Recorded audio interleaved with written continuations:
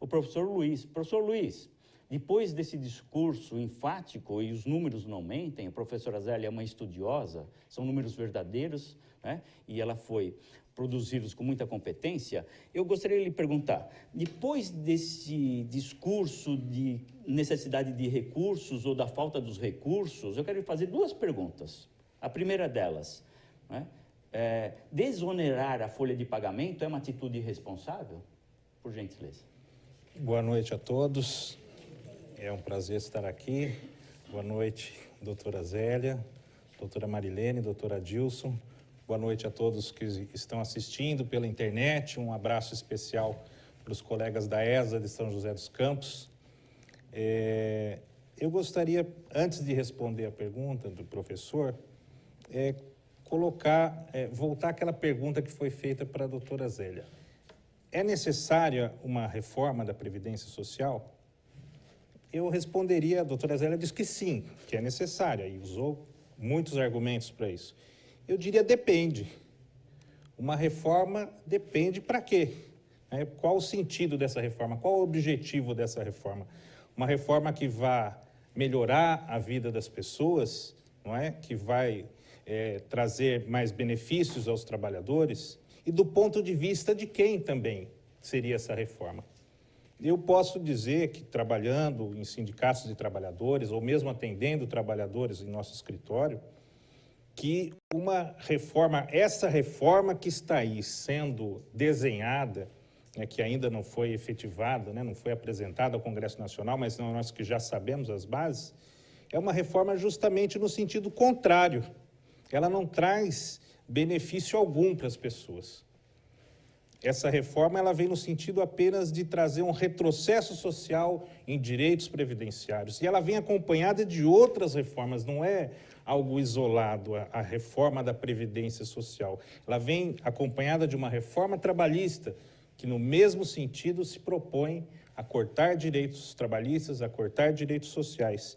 E isso realmente não é de hoje, né? O professor Adilson muito bem disse, desde os anos 90, a Previdência Social vem sendo reformada através de várias legislações, de emendas constitucionais, até por medidas provisórias, por leis infraconstitucionais, e todas elas têm o mesmo objetivo: restringir o acesso aos benefícios previdenciários e diminuir o valor desses mesmos benefícios, com raras exceções. Sim, é verdade, uma ou outra ali acabou beneficiando o segurado, o trabalhador. E mesmo assim, mesmo com todas essas reformas, hoje nós estamos diante novamente de uma nova proposta de reforma. E eu imagino que se essa proposta for aprovada, daqui 5 anos nós vamos estar de novo discutindo o mesmo assunto e assim por diante. Por que isso? Isso, na verdade, é uma visão de mundo. É uma visão de mundo, do ponto de vista econômico, que vem desde os anos 80, 90, uma visão de mundo que pensa que o Estado deve cada vez mais enxugar seus gastos, deve cada vez mais diminuir o seu tamanho, vender seu patrimônio, e que quem tem que tomar conta, da economia é o mercado, que o mercado ele resolve tudo, não precisa ter a intervenção do Estado na economia. O Estado não precisa ficar se metendo, criando protecionismo aos trabalhadores. Então, essa visão de mundo ela tem se tornado hegemônica. No Brasil, ela se fortaleceu desde os anos 90 e vem sistematicamente sendo aplicada. Os economistas, os jornalistas, a gente todo dia assiste num telejornal um economista falando não, porque o rombo da Previdência é uma coisa astronômica. Isso faz 30 anos que falam a mesma coisa. 40, né? Eu não ouço mais tempo porque não lia jornal naquele. Não é o mesmo mantra, todo dia dizendo, é um rombo que precisa ser coberto, e é o que eu disse, se passar essa reforma, que eu espero que não, porque do ponto de vista dos trabalhadores ela é catastrófica, ela é péssima, porque ela prejudica muito os trabalhadores e os segurados. Se ela passar, daqui a alguns anos nós vamos estar discutindo novamente uma nova reforma, porque esse é o conceito que está sendo discutido aqui. E numa conjuntura, eu gostaria de situar, né, essa proposta de reforma, numa conjuntura de recessão econômica, de desemprego, cerca de 12 milhões de trabalhadores estão desempregados no país. Só no ano passado foram cortados 1,5 milhão de postos de trabalho. A massa salarial, o salário dos trabalhadores caiu no ano passado 5,3%. Uma conjuntura recessiva, onde o trabalhador mais precisa, não é, de assistência, onde ele mais precisa, ele está sendo colocado uma proposta no sentido contrário, de cortar direitos. Da mesma forma com a reforma trabalhista, que está sendo colocada aí, da mesma forma com o corte de programas sociais que nós estamos vendo, e não é coisa desse governo. O anterior também já fazia, os anteriores também. Como eu disse, é uma visão de mundo, né? A visão neoliberal, que pretende reduzir ao máximo o Estado, né? Diminuir os gastos, e não é para gastar em saúde, não é economizar na Previdência para gastar em saúde, que bom seria, mas não é. É para gastar com juros, só de juros e amortizações da dívida pública. No ano passado, consumiu metade do orçamento da União. Então, esse jantar aqui, que a professora falou, os banqueiros comeram metade dele. A outra metade só que sobrou, né, para dividir o... 20% não é? dos trabalhadores e 20% dos bancos. Pois é, então, mas não importa quem é o dono do negócio. São os próprios trabalhadores. É a dívida, essa dívida, ela precisa ser auditada, ver por que essa dívida está aí, o que aconteceu, por causa dos juros altíssimos. É uma opção política do governo, uma opção de política macroeconômica, fazer isso. Então, nós estamos situados nessa conjuntura. Eu acho o seguinte, o objetivo dessa reforma é justamente esse, é fazer o superávit primário para que o governo possa continuar pagando juros e amortização da dívida pública. Não é outro objetivo, não é aplicar em saúde, não é aplicar... Várias reformas foram feitas. E a saúde? Melhorou? Não é? A professora bem aqui explicou, né, a situação do regime próprio, dos funcionários públicos. Várias reformas eles sofreram. O regime próprio sofreu também várias reformas. Não é? Hoje o servidor público não aposenta mais com salário integral. Não é? Ele precisa procurar uma previdência complementar para que ele possa ter mantido o seu nível de vida. Então, eu gostaria aqui também de falar a respeito desse rombo, né, do chamado rombo da Previdência Social. Essa urgência, essa verdadeira catástrofe que dizem que vai acontecer. Se a gente pegar a metodologia questionável, na minha opinião, que o governo tem usado para dizer que tem um déficit na Previdência Social, o que o governo pega? Ele pega apenas as receitas das contribuições previdenciárias de empregados, dos empregadores, e diminui o total gasto com os benefícios pagos pela Previdência Social. Então, ele pinça, né, essas contribuições, tira os benefícios e aí ele apura um déficit. Ocorre que não é assim que a Constituição Federal determina que seja tratado o assunto. A Constituição Federal, como está aqui no quadro, ela diz o quê? A Seguridade Social, ela é um sistema composto pela Previdência Social, Assistência Social e a Saúde. Então, nós temos que fazer o balanço da Seguridade Social como um todo, e não isoladamente, como o governo tem demonstrado. E se nós formos fazer esse balanço da Seguridade Social, nós vamos incluir não só na receita, não só as contribuições de empregadores e dos segurados, dos trabalhadores, mas nós vamos incluir também as contribuições, impostos e contribuições como COFINS, como a CSLL, como o PIS, o PASEP, não é? Concursos de prognósticos, que são as loterias, que uma parte também vem para a Seguridade Social. Então, essa base de financiamento, ela aumenta, e por isso que ela é diversificada, não é? Quem tem que financiar a Seguridade Social é toda a sociedade. São os empregados, são os trabalhadores, são os empregadores, é o governo. Eu vou ser sincero com todos que nos acompanham e fazer a seguinte colocação. Não imaginei que o assunto iria ser direcionado para o campo tributário ou do financiamento, né? Sinceramente. E os dois debatedores estão fortes nesse campo. Aliás, fizeram boas pesquisas, estão com os números muito claros a esse respeito. Mas, considerando o que você está colocando, foi uma atitude irresponsável desonerar? Uma. Segunda pergunta, você, que é da área sindical, isso gerou empregos? Rapidamente, para a gente ir pontualmente para a reforma. Tá bem.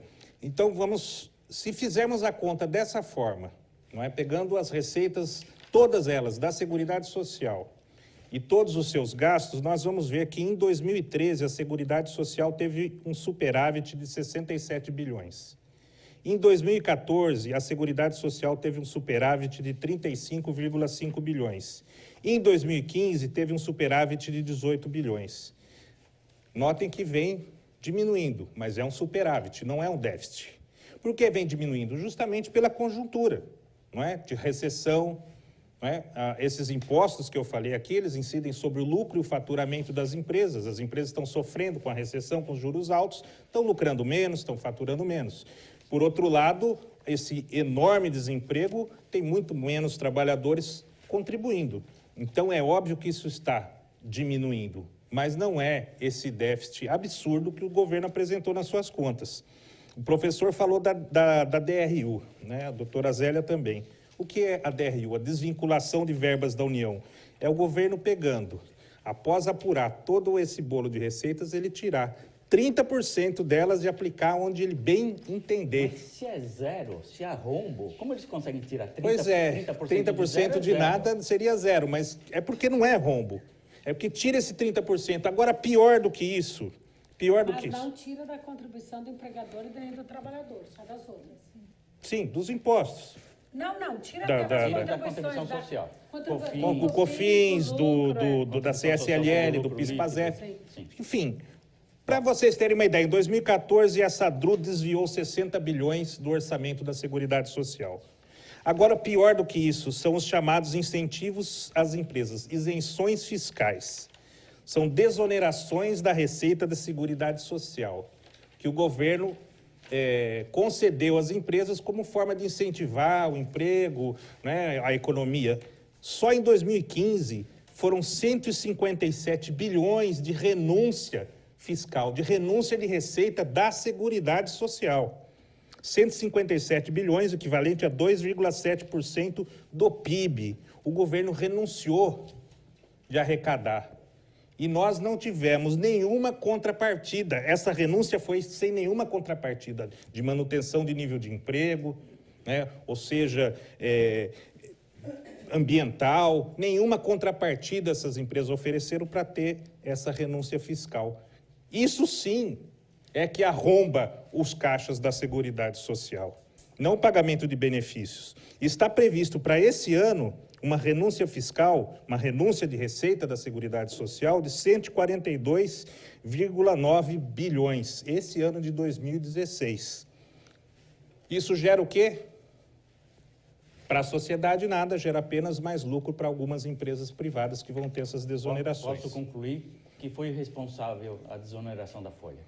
Não gerou empregos, pelo menos? Não gerou. Não? Ótimo. Não gerou, tanto é que o desemprego só aumenta. Vou trazer alguns dados. Luiz, precisamos de uma idade mínima? Eu entendo que não. Eu entendo que a instituição de uma idade mínima na aposentadoria por tempo de contribuição, ela acaba com a aposentadoria por tempo de contribuição. Da forma como o governo está propondo instituir uma idade mínima, dizem em torno de 65 anos, podendo chegar até 70 anos de idade, o cidadão vai ter que contribuir aqui durante mais de 50 anos para a Previdência.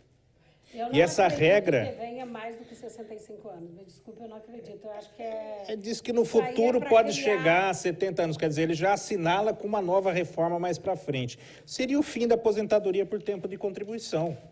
Simplesmente isso. O que acontece? Uma das propostas da reforma é que se contribua, que tem uma carência ampliada, que hoje seriam 15 anos, né, 180 contribuições propriamente, que isso poderia chegar até os 25 anos. Mas se estabelecer uma idade mínima, considerando a idade de início, o primeiro emprego, estima-se que as pessoas vão contribuir por cerca de 40 anos. 40 anos. E terão que aguardar até 65 anos. Pois tem que aguardar até 65 anos. Fala-se em elevação da perspectiva de vida, né, das pessoas. o Brasil é um país continental. Ele não pode ser tratado de forma igual. Com certeza, onde nós temos mais desenvolvimento, na região sudeste, na região sul, a expectativa de vida das pessoas é maior. É muito diferente dos grotões lá do norte e do nordeste, onde a qualidade de vida, as condições de saúde, as condições sanitárias são muito inferiores, a expectativa de vida é muito menor. Então, nesses lugares, a pessoa vai aguardar até os 65 anos, ela vai aposentar com o seu primeiro benefício, ela compra o seu caixão e morre. É isso, certo? Ela vai pagar 50 anos de Previdência Social para receber quantos benefícios? É por isso que acabaram com o auxílio funeral, né? Sempre a fraude, Porque agora isso aqui vai virar auxílio, não vai ser mais aposentadoria por tempo de preciso- contribuição, vai ser o auxílio funeral. Sua opinião, não deve ter uma idade mínima. Não deve, não deve.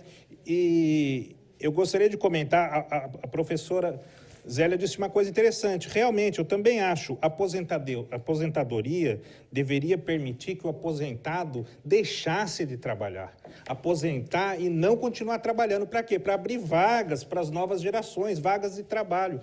Só que como é que ele vai deixar de trabalhar se 70% dos benefícios é de um salário mínimo? Quem é que consegue sobreviver com um salário mínimo? A maioria dessas pessoas já estão idosas, tem gastos altíssimos, com remédios, com tratamentos médicos. Mas aí a gente gasta mais com saúde, ele não vai ter esse gasto. Por isso que tem que gastar menos em previdência para ter mais em Pois é, mas para ele conseguir parar de trabalhar, a aposentadoria teria que ter um mínimo de condições para isso. Hoje, a aposentadoria, o cidadão continua trabalhando. Muitas vezes ele nem sai e arruma, às vezes ele sai, para e arruma um bico, vai para o subemprego, para o emprego informal, mas muitas vezes ele continua trabalhando, continua ocupando aquele posto de trabalho que poderia estar vago para outra pessoa, porque o benefício é muito baixo, certo? Por todas essas questões. Então, eu acredito, professor, que a instituição de uma idade mínima na aposentadoria por tempo de contribuição significa o fim dessa espécie de aposentadoria. A ideia, na verdade, é essa: unificar a aposentadoria por idade com a por tempo de contribuição, acabar com o fator previdenciário, mas fazer com que as pessoas contribuam mais tempo para ter um benefício pela média, um benefício um pouco superior que hoje se pratica. Você, como advogado do Sindicato dos Trabalhadores na Indústria Química, por favor, rapidamente, acha correta a extinção da aposentadoria especial? Vale lembrar, aposentadoria de quem trabalha sob risco à saúde ou à vida. Propriamente, a saúde é o que mais encontramos. Não acho, professor. Acho que, no mesmo sentido de todas as outras mudanças propostas, essa é mais uma retirada de direito, é um retrocesso social que está sendo proposto. Esses trabalhadores que trabalham em condições insalubres, eles têm, como o próprio nome diz, né, a condição insalubre, a sua saúde vai sendo debilitada ao longo dos anos. Existem muitas situações em que esses trabalhadores, quando se aposentam, já estão doentes, não é? Quando conseguem se aposentar, já estão com a saúde debilitada, não conseguem um outro emprego, quando saem do emprego, porque ninguém vai contratar alguém que já está doente.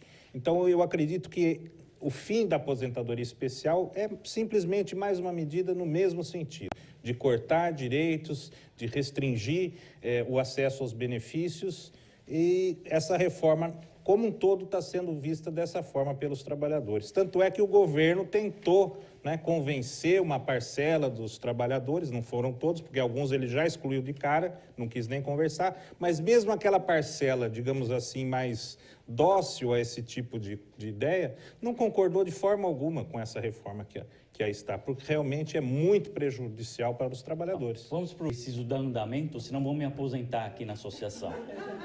Professor, posso só fazer um comentário? Estou me esforçando. Só um comentário aqui. Foi colocada uma situação que é uma situação pontual.